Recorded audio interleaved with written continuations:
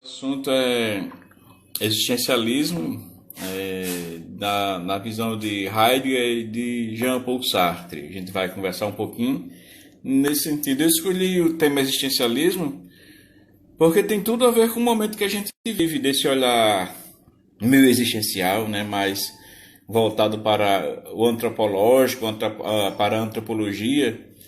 A gente está vivendo um momento que requer esse olhar direcionado para a existência humana de maneira geral. Por isso que eu escolhi para a nossa conversa de hoje o existencialismo. Tá, então vamos começar. A corrente filosófica que mais chamou a atenção após a Segunda Guerra Mundial foi o existencialismo, que tem suas raízes no pensamento de importantes filósofos do século XIX, como, por exemplo, Kierkegaard, ou Kierkegaard. Tem pessoas que chamam Kierkegaard e outras que chamam Kierkegaard. Eu vou chamar Kierkegaard. E Nietzsche. Então, esses dois teóricos da filosofia foi que iniciaram essa vertente voltada para o existencialismo. Nos anos de 1940 e 1950, o existencialismo surgiu como uma resposta às tragédias vivenciadas na Europa durante a Segunda Guerra Mundial, consistindo em uma corrente, obviamente, filosófica que ultrapassou as grades das universidades, influenciando o jornalismo, as conversas e as produções dos intelectuais, a poesia, o romance, o teatro, as produções cinematográficas e as demais manifestações culturais daquela época. Por que ganhou força após a Segunda Guerra Mundial? Quando a gente estuda, por exemplo, a Escola de Frankfurt, a gente vai ter a certeza que a sociedade ela se transformou. Houve uma transformação provocada pela Revolução, chamada de guerra. Então a sociedade não foi a mesma. Foi preciso um olhar mais aprofundado, mais direcionado para os aspectos da vida humana naquela sociedade destroçada pós-guerra. Contrária ao positivismo e à sua crença de que todas as coisas poderiam ser aprendidas pelas experiências, a corrente existencialista considerava, por exemplo, que não existiam determinações naturais ou de qualquer outra espécie que fizesse o homem seguir este ou aquele caminho, tampouco havendo uma essência pré-determinada que direcionasse a vida humana a um destino imutável. Segundo o existencialismo, o homem necessitava devido à sua estrutura mental, atribuir um sentido lógico ao mundo e a si mesmo, sendo que tal sentido não era previamente determinado por nada. Antes de seguir, a gente precisa saber quem foi Kierkegaard, e qual a sua importância para essa seara existencialista. Kierkegaard ele é considerado, em geral, o fundador do existencialismo. A composição de seus escritos se deu em uma época na qual predominava as ideias de Hegel, recém-falecido. Lembrando que Kierkegaard ele nasceu em 1813 e morreu em 1855. Quando seus ideais foram apresentados para a sociedade, Hegel já era recém-falecido, o qual, segundo Kierkegaard, explicava tudo em termos de enormes ondas de ideias nas quais as coisas... Boa tarde, Jorge Luiz. Nas quais as coisas reais, as entidades individuais, não eram nem sequer mencionadas, apesar de só existirem coisas individuais. Lembrando que Hegel ele vai ser um teórico da filosofia que vai defender esse estado divino. Kierkegaard, pelo aspecto religioso, também vai na mesma seara, tá? Então, para Kierkegaard, as abstrações, as generalizações, igualmente não existiam. Elas são auxílios, segundo ele, que os homens inventam para si mesmos, a fim de poderem pensar e fazer conexões.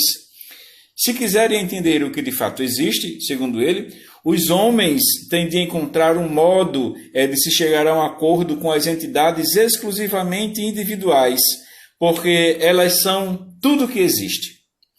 Isso vale especialmente para os seres humanos. Hegel via o indivíduo, por exemplo, realizando-se apenas quando absorvido na entidade maior e mais abstrata do estado orgânico, quando, de fato, para Kierkegaard, o próprio indivíduo é a entidade moral suprema. a entidade moral suprema no sentido de que é o homem quem vai ditar as regras da sua vida em sociedade. E, portanto, os aspectos pessoais subjetivos da vida humana é que são os mais importantes. Devido ao valor transcendente das considerações morais, a atividade humana mais importante seria a tomada de decisão. Por meio das opções feitas pelos homens, é que se constrói, segundo Kierkegaard, a vida humana e os homens se tornam eles mesmos, sem nenhuma interferência. Daí o sentido do existencialismo se voltar para as ações do homem, da vida do homem, da existência do homem nessa sociedade. Kierkegaard, ele acreditava que tudo isso tinha implicações religiosas, sequenciando o pensamento anterior de Hegel. Sendo que, pela tradição central do protestantismo cristão, o que importava, mais do que isso, era a relação da alma individual com Deus. Aí a gente vai ver, quando chegarmos em Jean-Paul Sartre, que ele fala que a existência precede a essência, e nós vamos ter essa meio que contrariedade do que Kierkegaard está expondo. Tá? A gente chega já já. Assim, o centro das reflexões do existencialismo foi a existência humana. O homem concreto que vivenciava problemas e se encontrava, por exemplo, em uma realidade caótica, a qual ele deveria ordenar a si mesmo de acordo com suas escolhas. Diante das inúmeras possibilidades de se criar e de dar sentido, o homem deparou-se frequentemente com a finitude, sendo a morte um elemento importante da condição humana. Tanto que duas frases de Kierkegaard elas se destacam. Ele vai dizer que para compreender a morte, olha-se para trás. Para viver a vida, olha-se para a frente. Nesse sentido, o homem deveria buscar o sentido autêntico para a sua existência, que está além dele mesmo, encontrando-se no mundo em suas inúmeras possibilidades, as quais se defrontam o tempo todo com a finitude e com a possibilidade do erro humano. Eu queria só voltar à questão das frases de Kierkegaard, né? Para compreender a morte, olha-se para trás. Como é que a gente pode compreender a morte no sentido existencial de ser? Será que quando a vida finda da finitude, que é nesse sentido da finitude, né, que o existencialismo trabalha com essa questão de finitude. Então, para compreender a morte, como é que a gente pode olhar para trás e compreendê-la? Algumas culturas nos mostram perfeitamente essa possibilidade. Quando Kierkegaard projeta essa ideia da compreensão de morte olhando-se para trás, é só a gente pensar, por exemplo, no que aquela pessoa morta nos deixou enquanto riqueza cultural, enquanto particularidades de contato humano, de experiências. E a gente vai lembrar dos momentos e dos maus momentos que a gente passou ao lado daquela pessoa que morreu. E olhando para trás é que a gente vai compreender esse processo de finitude, que a vida também tem um fim. E o complemento dessa frase, para viver a vida, olha-se para frente, é que você não pode viver a vida olhando para trás. O presente está à frente, então você tem que... Aliás, o futuro está à nossa frente, o presente também. Se a gente não olhar para frente, não vai viver a nossa vida. E a vida acaba ali. A questão de finitude ele se enquadra nesse sentido aí. E isso reflete no real sentido da frase de Kierkegaard. Então, para o existencialismo, o homem não deveria se fiar em uma esperança futura, em uma vida após a morte. Com o objetivo e sentido da vida, deveria buscar no cotidiano o sentido e a realização da própria existência. Tanto que alguns teóricos do século XX, né, XXI, eles tomam essas características filosóficas do existencialismo e projetam em suas obras como se fossem suas ideias. Na verdade, eu costumo dizer que existem muitos vampiros de ideias. Tá? Eu não vou citar nomes, mas tem um texto de um autor indiano que ele diz que a existência sempre nos põe perto de quem precisamos. Percebem que existe o caráter existencial aqui. Tá? Quando a gente direciona para a vida conforme esses olhares anunciados a partir da frase de Kierkegaard. Os filósofos existencialistas negam a crença de que o sofrimento possa levar a uma realidade transcendente e melhor e que o homem deveria assumir uma postura de passividade diante do mundo e de si mesmo. Mais na frente a gente vai ver, por exemplo, a ideia de Heidegger, que ele vai trabalhar a teoria do Dasein, que é o homem aí, o ser aí, o homem aí, o homem no mundo. Então, se o homem está aí, se o homem está no mundo, cabe a ele desenvolver o seu presente e o seu futuro, não a uma força superior, cabe somente a ele mesmo.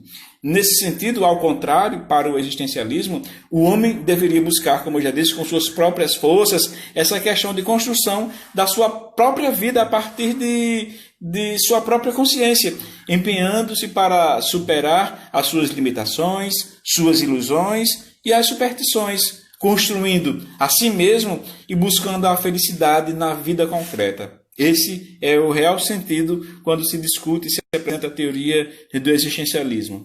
Tá?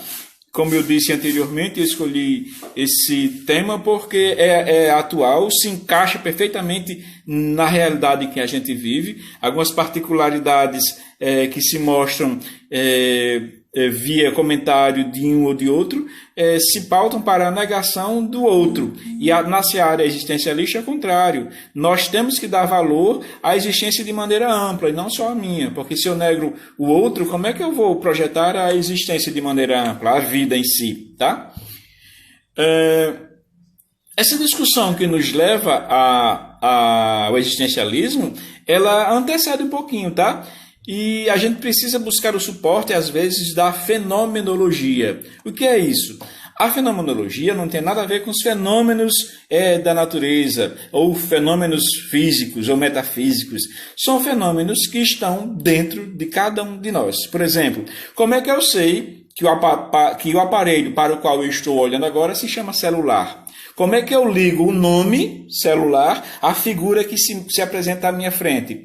Tá? Então, existe algo internamente que me faz compreender que o aparelho para o qual eu estou olhando se chama celular. E isso a fenomenologia vai explicar.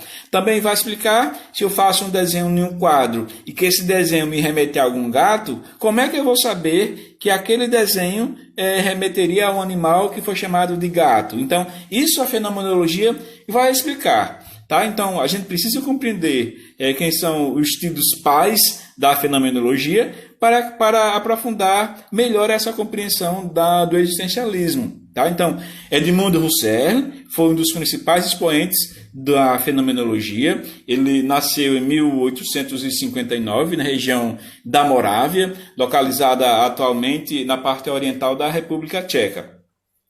Ele estudou matemática em Berlim, depois da Universidade de Viena, dedicou-se aos estudos da filosofia, juntamente ao filósofo alemão Franz Brentano.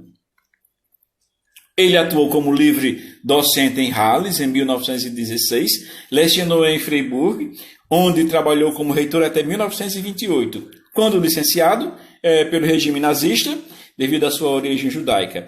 Husserl ele faleceu em 1938, tendo deixado diversas obras importantes para a filosofia, como, por exemplo, Investigações Lógicas, lançada em 1900, A Filosofia como Ciência Rigorosa, lançada em 1910, Ideias Diretrizes para uma Fenomenologia, em 1913, Lógica Formal e Lógica Transcendental, lançada em 1929, Meditações Cartesianas, em 1931, Fenomenologia Transcendental e a Crise das Ciências Europeias, que foi a sua obra póstuma, lançada em 1954.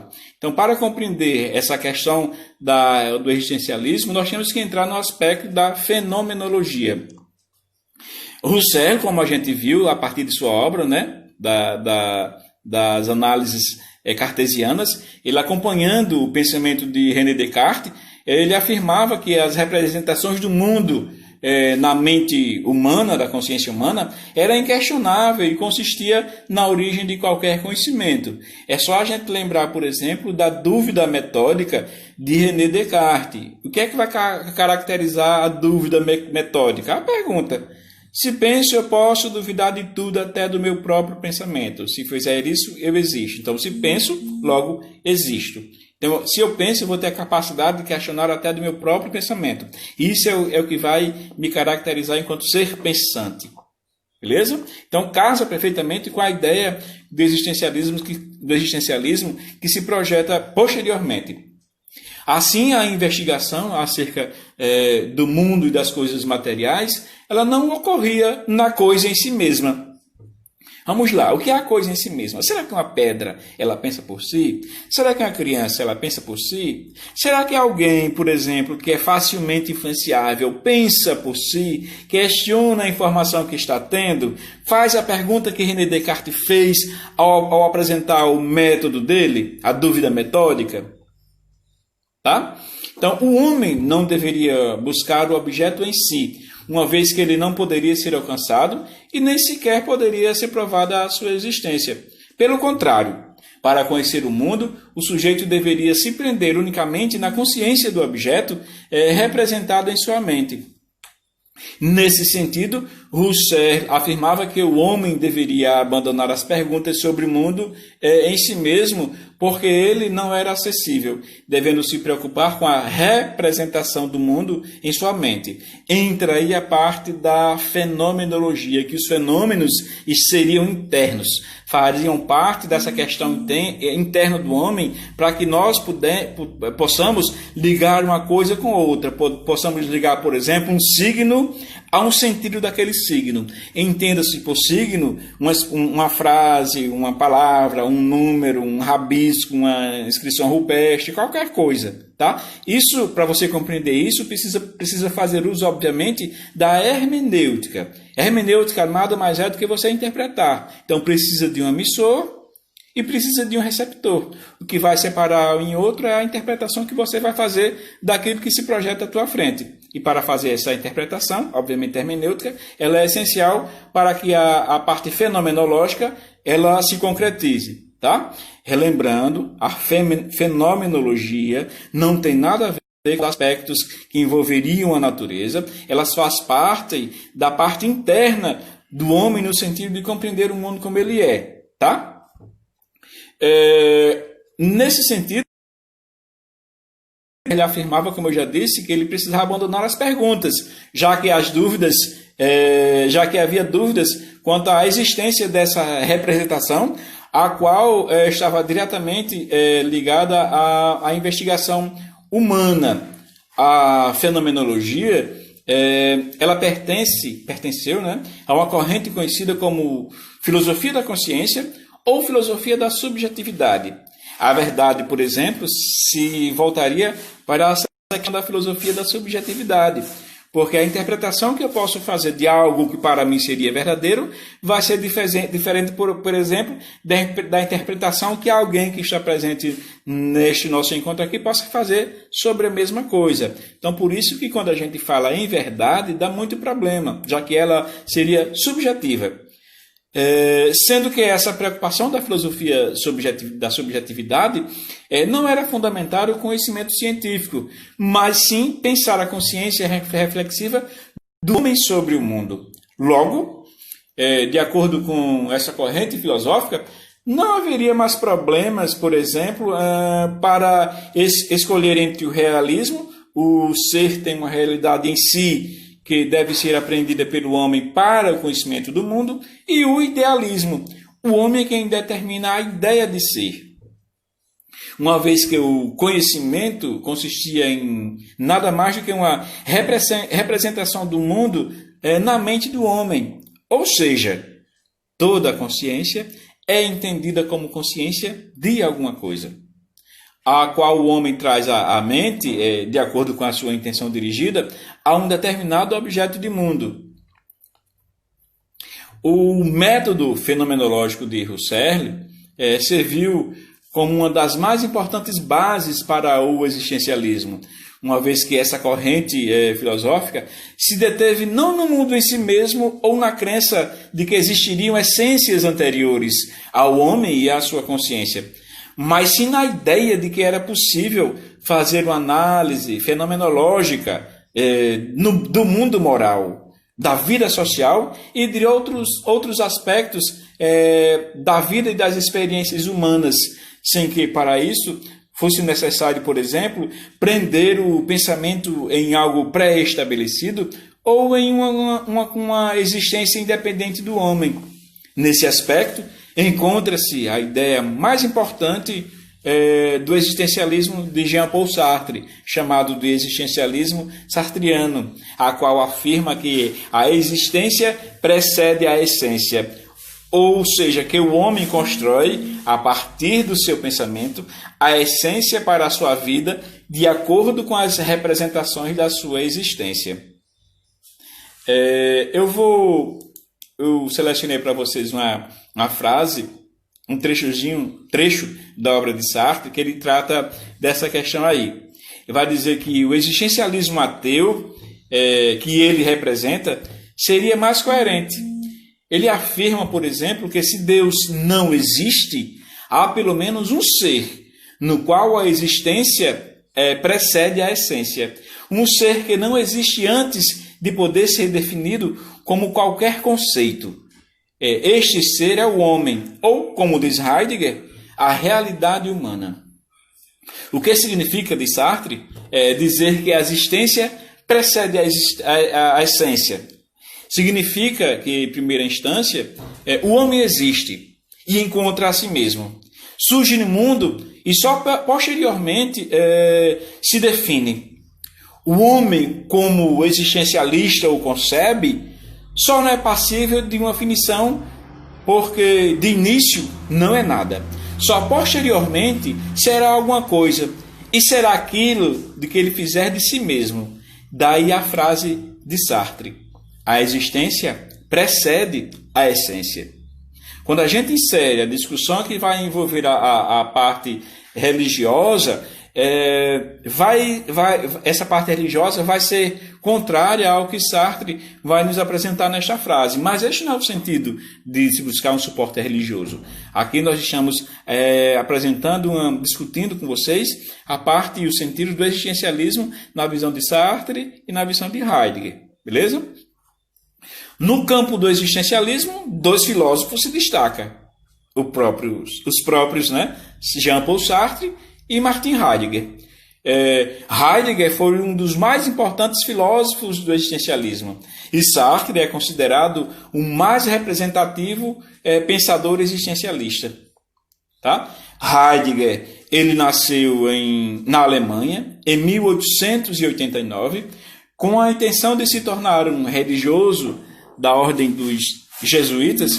Ele estudou filosofia e teologia na cidade de Freiburg, onde foi aluno de Husserl, a quem sucedeu no cargo de reitor. A eleição dele à reitoria deu pelo fato de ele ter sido adepto ao partido nazista. Uma vez participante do nazismo, entretanto, Heidegger buscou apagar seu passado de ligação com Husserl. Aqui entra uma questão interessante, né? Como é que alguém, um teórico, que vai defender o existencialismo é filiado ao partido nazista, que não levaria a análise que se tem agora, que não levaria em consideração os aspectos da vida do homem em sociedade. A obra mais importante de Heidegger é Ser e Tempo, volume 1 e volume 2. Publicada em 1927 e reconhecidamente um dos pilares do existencialismo. Além dessa obra, ele publicou outras, dentre outras, Kant e o Problema da Metafísica, em 1929, A Doutrina de Platão sobre a Verdade, em 1942, e a Introdução à Metafísica, em 1953. Heidegger ele morreu em 1976. Em sua principal obra, Ser e Tempo, Heidegger se preocupou com a elaboração do problema acerca da busca do sentido do ser. Tá? O que significava ir além da simples pergunta: e o que era o ser? O que é o ser? Quando a gente pega, por exemplo, a Bíblia e tem a frase lá dizendo e o ser, e o verbo se fez carne, a gente chega à conclusão de que esse verbo é o ser, o principal verbo de ligação, ser e estar. E o verbo se fez carne, e o ser se fez carne. De que maneira? Entra aí na questão existencialista. O filósofo Heidegger ele defendeu uma teoria analítica existencial quando se propôs a pensar no homem que busca investigar o sentido do ser, cujo referente é a linguagem. Embora aparentemente complicada, a ideia de Heidegger pode ser traduzida da forma mais simples na seguinte proposição: antes de buscar compreender o sentido do mundo e das coisas, o homem deve se preocupar em conhecer o sentido dele mesmo, do homem que busca o conhecimento. Para Heidegger, elaborar a questão do ser significa, portanto, tornar transparente um ente, o que questiona em seu ser. Para isso, a proposição do sentido do ser volta-se para o homem, uma vez que é ele que procura tal sentido e deve, antes de mais nada, refletir sobre si mesmo, a conduta que lhe é própria e o que o diferencia dos outros entes.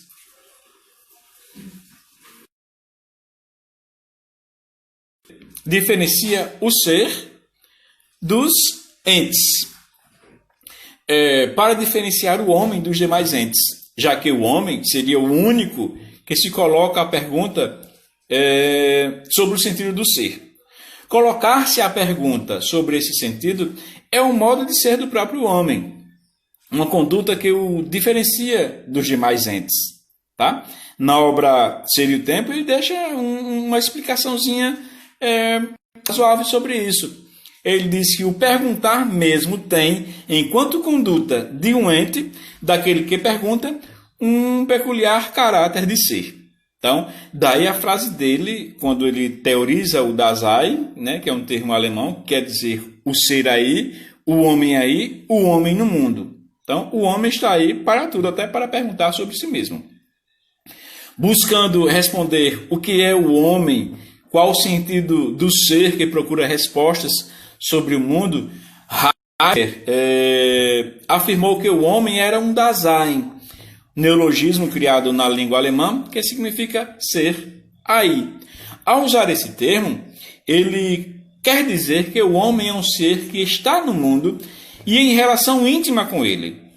Ou seja, o homem, assim, embora não tenha escolhido estar no mundo, nem tenha optado pelo espaço e tempo em que se encontra, encontra-se sempre em determinada situação dentro desse mundo. Esse projeto refere-se a uma tentativa de Heidegger em um projeto existencial.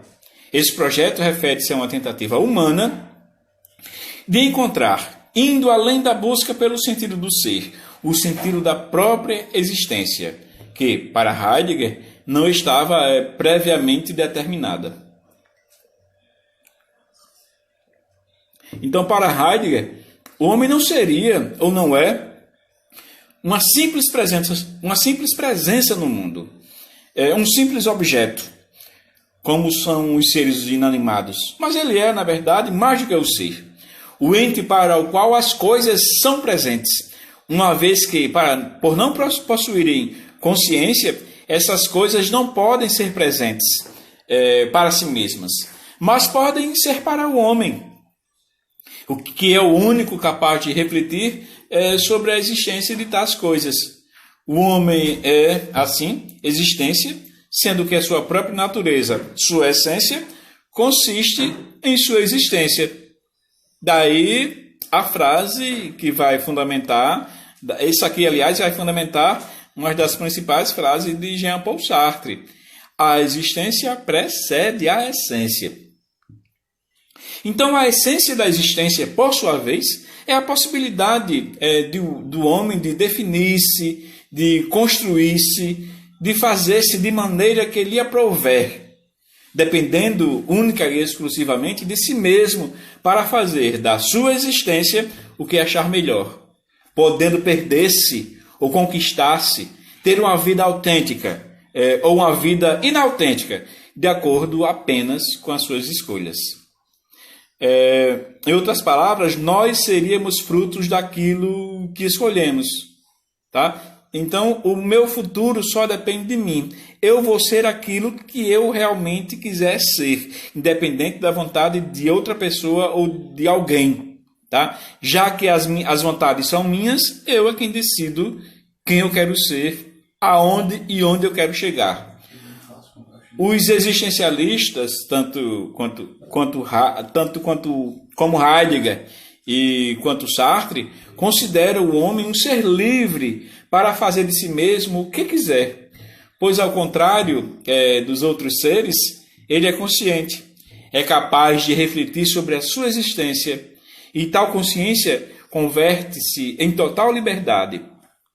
Daí uma outra frase de efeito de Jean Paul Sartre, né? O homem, para ser livre, necessariamente tem que matar Deus.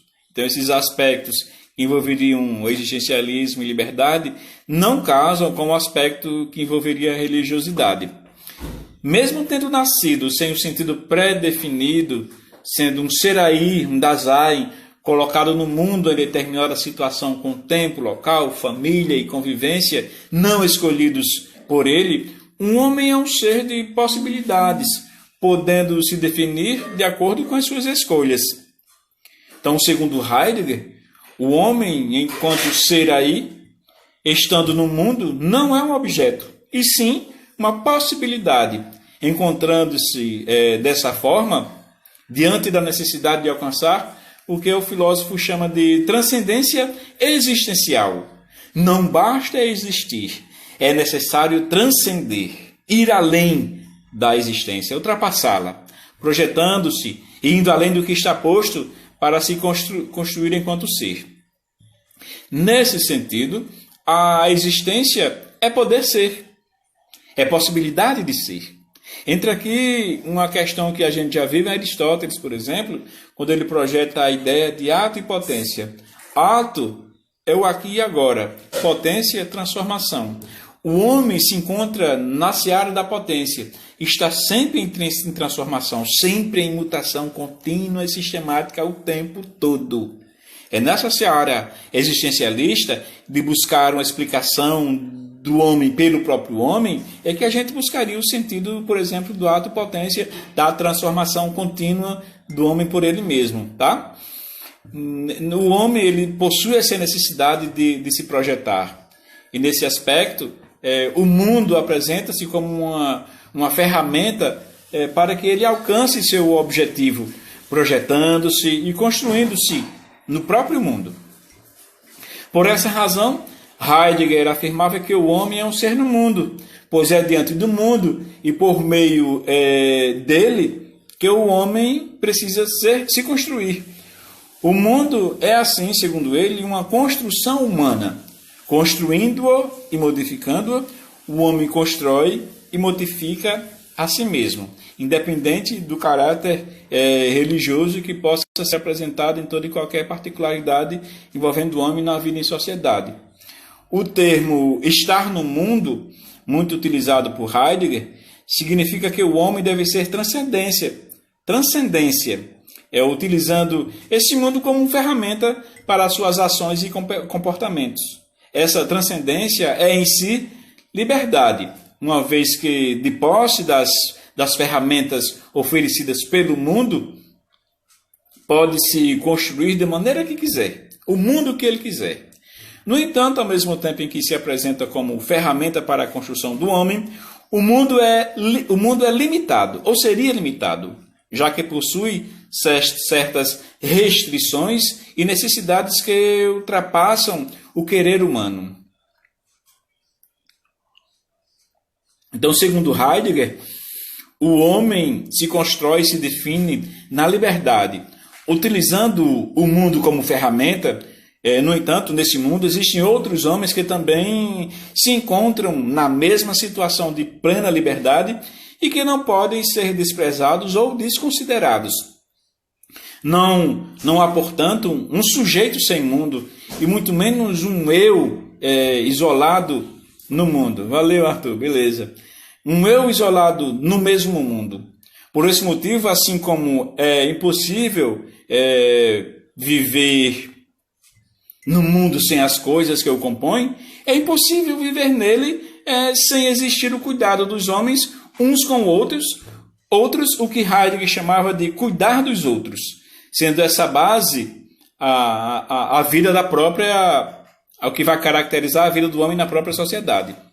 Então, nessa relação com o outro, o homem possui duas possibilidades.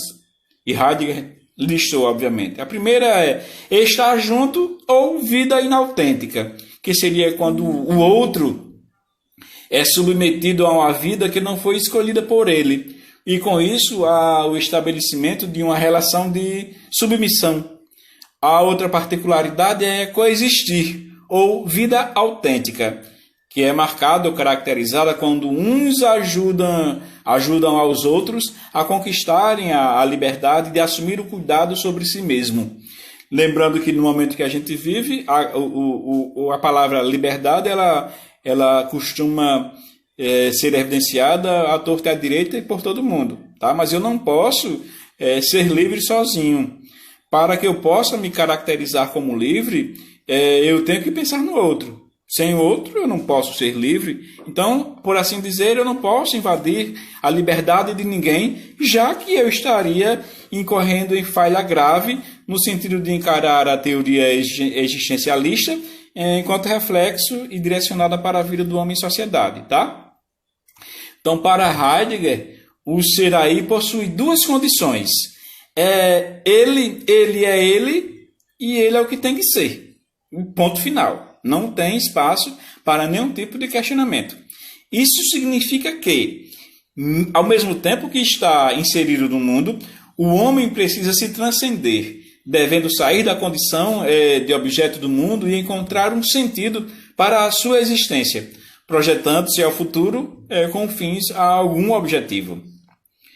De acordo com as escolhas feitas, a vida humana pode ser autêntica e pode ser inautêntica. O que seria uma vida inautêntica?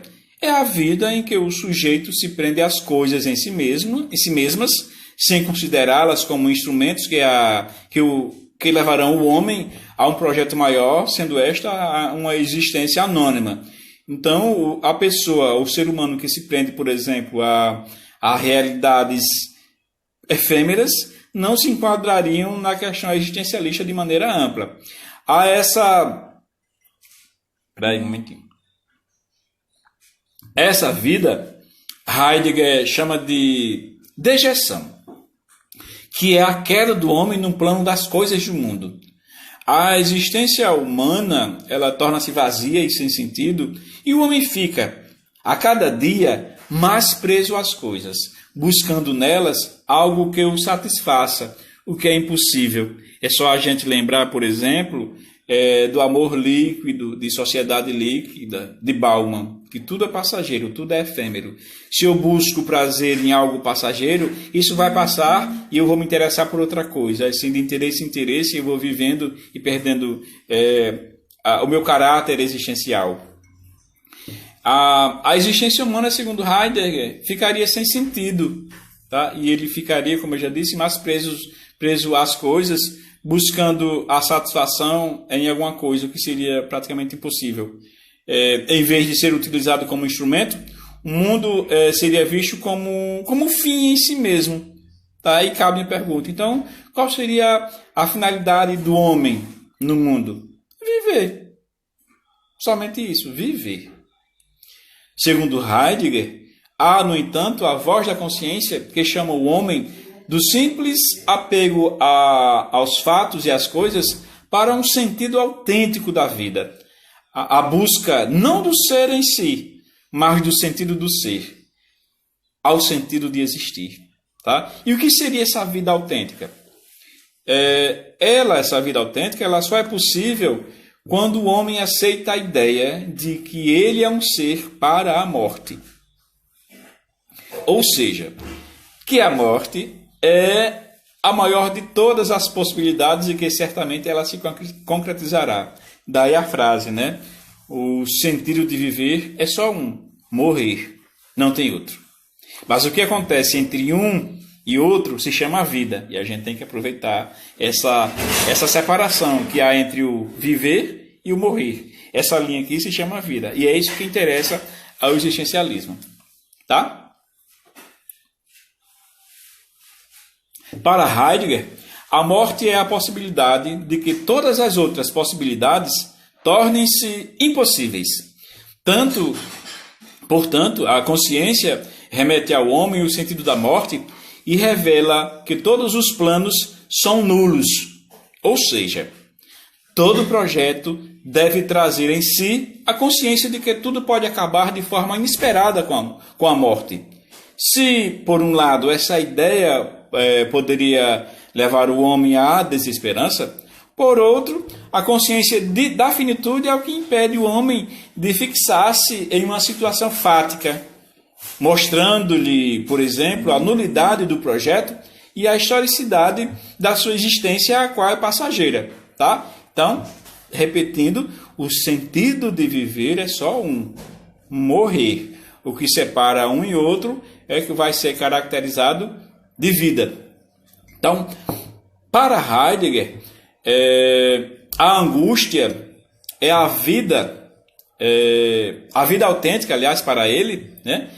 O viver para a morte, o modo de vida, ela consciente de que tudo terá um fim, antecipa, por exemplo, a ideia de morte, da morte, e impediria o homem de estar simplesmente preso aos fatos e às circunstâncias.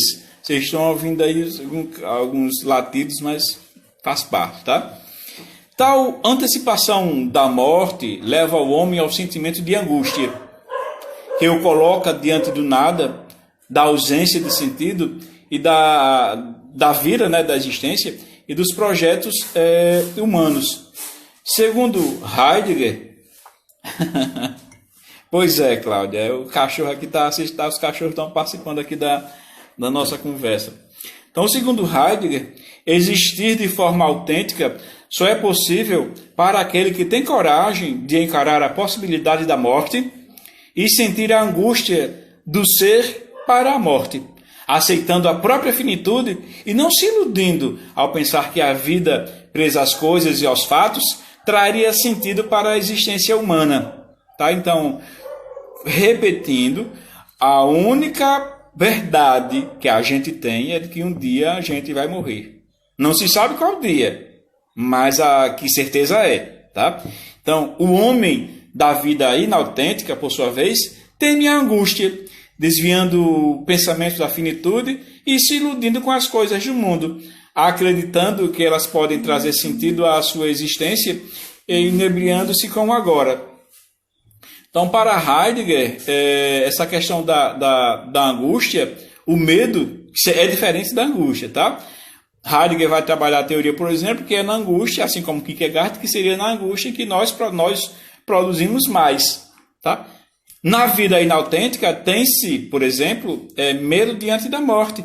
A atitude esta que nega o fim. Ao temer a morte, nós estaríamos negando o fim da vida, o que seria inevitável, tá? E iludindo-se cegamente com os fatos. Já a angústia é uma atitude de vida autêntica, que assume a morte como possibilidade, aceitando-a como um fim inevitável, mas nem por isso prende-se às coisas e aos fatos do mundo como se pudessem trazer sentido à vida. Quando a gente insere alguns outros teóricos da filosofia e inserindo a questão da essência, quando a gente morta, essencialmente falando, a gente pertenceria ou permaneceria aqui neste mundinho, tá? Que eu já comentei com vocês em aulas passadas. Se levarmos em consideração Heráclito, quando a gente morre, o nosso corpo é enterrado, aquele corpo sem vida vai gerar outras vidas, né? Vidas brotarão ali como plantas, que gerarão frutos que serão alimento de animais, que serão alimento de outros animais que vão acabar chegando na mesa do homem. De alguma maneira ou de outra, quando a gente morre, a gente não se vai, permanece aqui mesmo, nas flores, nas plantas, nos animais, e isto se dá o nome de essência, beleza? Já Jean-Paul Sartre, considerado por muitos como o mais representativos de todos os pensadores existencialistas, nasceu em Paris em 1905. Estudou na Escola Superior de Paris e foi professor de filosofia dos liceus de Le Havre, se eu soubesse fazer a devida pronúncia em francês, seria assim, e de Paris. Convocado para a Segunda Guerra Mundial, foi preso pelo exército alemão e levado à Alemanha. Ao retornar para a França, fundou, juntamente com Merleau-Ponty, o grupo de resistência intelectual chamado de socialismo e liberdade. O pensamento de Sartre ultrapassou os limites da França e se espalhou pelo mundo nas décadas de 1940 e 1950, influenciando consideravelmente a política, os movimentos sociais, as mentes dos intelectuais e a arte. Sartre viajou por todo o mundo, tendo sido recebido por políticos e ativistas famosos, como Che Guevara, em Cuba. Ele publicou inúmeras obras em diversos campos, como na filosofia e na literatura, tendo escrito romances, ensaios, dramaturgia, roteiros cinematográficos, além de proferir conferências em diversas partes do mundo. Sartre ele morreu em 1980. Suas obras são divididas em romance, Náusea, A Idade da Razão, O Adiamento e a Morte da Alma, em teatros, A Mosca, As Portas Fechadas, A Prostituta Respeitada, Mãos Sujas, O Diabo e o Bom Deus, Nekrasov e Os Sequestradores de Altona. Em panfletos políticos, como o antissemitismo e os comunistas e a paz. E também na filosofia, O Ser e o Nada, ensaio de uma ontologia fenomenológica, sua obra mais importante, lançada em 1943, A Transcendência do Ego, em 1936, A Imaginação, também em 1936, ensaio de uma teoria das emoções, em 1939, O Imaginário, Psicologia Fenomenológica da Imaginação, em 1940. E também publicou alguns ensaios, como O Existencialismo é um Humanismo, em 1946, e Crítica da Razão Dialética. Nessa obra, A Existência é Humanismo, é que ele tasca a famosa frase, tá? A existência precede a essência. Uma das ideias mais importantes de Jean-Paul Sartre era de que não havia qualquer espécie de determinismo em relação à realidade humana, sendo que o homem era totalmente livre e nada poderia tirá-lo dessa condição de liberdade. Nesse sentido, não havia para ele uma natureza humana pré-definida ou anterior ao homem que o determinasse. Ao contrário dos animais, que nascem com uma determinação natural, representada por seus instintos, o homem seria livre de qualquer determinação prévia e faria a si mesmo, a partir da liberdade que possuiria dentro de certo contexto, o que Sartre vai chamar de liberdade situada. O filósofo ele defendeu essa ideia ao afirmar a famosa frase, né, que a existência precedia a essência. Sartre ele defendia que a consciência humana é sempre consciência de alguma coisa que está inserida no mundo e que, diferentemente dos homens, nenhum objeto tem a consciência em si mesma. Para se referir a esses objetos,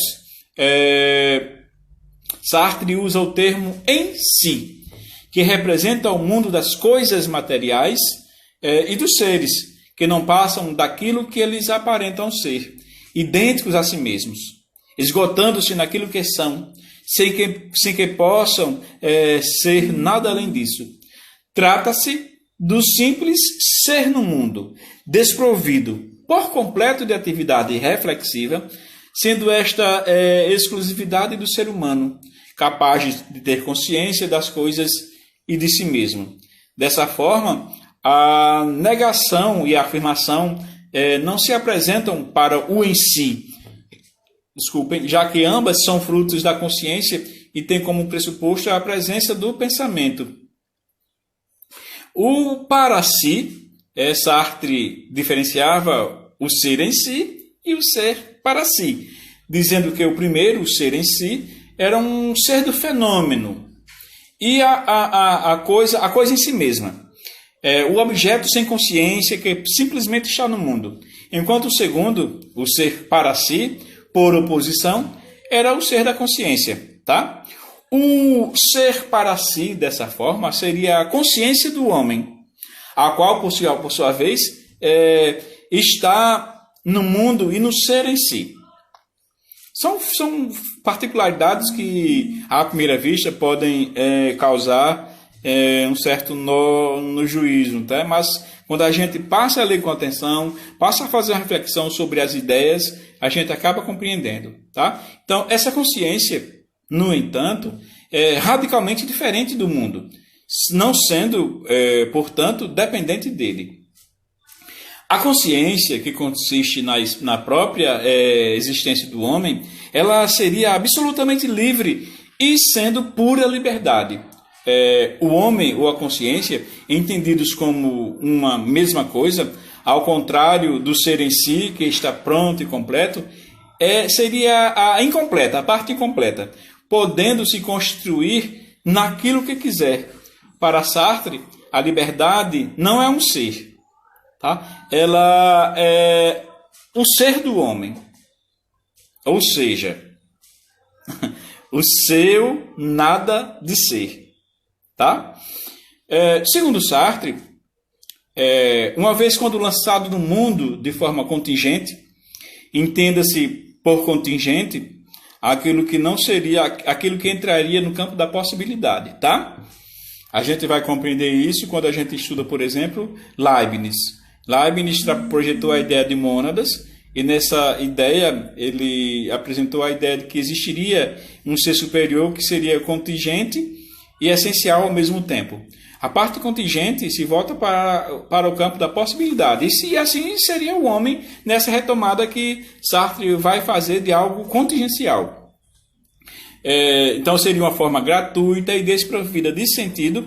O homem experimenta a náusea, o que consistiria na constatação do absurdo da existência do homem, o qual não tem na sua natureza qualquer necessidade de existir ou qualquer sentido de vida. O homem ele existe, segundo Sartre, absurdamente como um ser aí, como um ser no mundo. E aí aqui ele concorda com Heidegger, tá? Que ao se dar conta da sua existência e, consequentemente, da sua falta de sentido, tem então o sentimento de náusea, que faz com que seu estômago se revire e compreenda que a existência humana seria uma simples contingência, que nós todos estaríamos no campo da possibilidade. Nós podemos existir, mas ao mesmo tempo podemos não existir, já que a morte nos espreita o tempo todo, tá? Não sendo o homem necessário para o mundo. Entenda-se por necessário, essencial, tá? Diferentemente de Deus. Ele existe, mas poderia muito bem não existir, e ainda assim o mundo continuaria a ser do mesmo modo. Ou seja, o mundo existe independente do homem, portanto, essa ideia de algo contingencial exposto pelo pensamento de Sartre. Tá? O homem seria contingente nesse sentido, não seria essencial para o mundo existir. Mesmo sem homem, o mundo existe. Para Sartre, a existência do homem é pura gratuidade e absurdo. Uma vez lançado no mundo, o homem é responsável por todas as suas ações e pelos rumos da sua vida. Afinal, uma vez que não há natureza ou essência dada, por exemplo, por Deus, o homem será o que fizer de si mesmo na mais plena liberdade. Nesse sentido, Sartre afirmava que o homem estava condenado a ser livre. E mais, para ser livre, necessariamente o homem deveria matar Deus. Sartre ainda traz para o centro do seu pensamento e de sua obra o homem, que é, segundo o filósofo, o único ser para si. Toda a preocupação de sua filosofia está em pensar o indivíduo concreto, a partir da sua existência cotidiana desprovida de qualquer sentido ou relevância especial. A partir dessa condição humana, Sartre elabora o conceito do nada, que se refere à consciência, ou seja, ao próprio homem que não tem em si um sentido ou uma essência a priori, antes, determinada, mas consiste tão somente na possibilidade de fazer a si mesmo a partir da sua livre escolha. E aqui eu faço um parêntese. Na minha graduação eu quis fazer monografia sobre o nada, né? E levei uma rasteira da minha orientadora, porque o nada é simplesmente tudo. Então é tema para doutorado, não para graduação, tá? Então, uma vez que é livre e que não tem